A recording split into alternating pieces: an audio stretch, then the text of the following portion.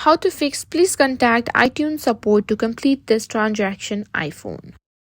If you're seeing the error, please contact iTunes support to complete this transaction. While trying to make a purchase or update your payment details, don't worry. In this video, I'll show you 5 easy methods to fix it. So let's get started. The first thing to check is your payment method. Open Settings and tap on your Apple ID.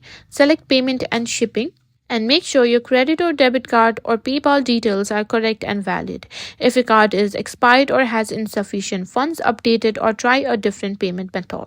Now, if you're using family sharing or if there are any purchase restriction, it could be blocking the transaction. Go to Screen Time, tap on Content and Privacy Restriction, and make sure iTunes and App Store purchases are allowed.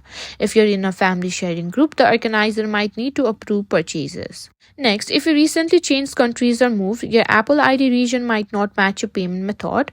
Go to Settings, tap on your Apple ID, and go to Media and Purchase and tap on View Account.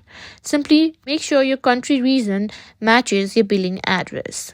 Sometimes simply signing out and back into your Apple ID can fix the issue. Just go to Settings and Apple ID and scroll down and simply tap on Sign Out. Restart your iPhone and then sign back in and try again. And that's it. You should now be able to complete your transaction without any issues.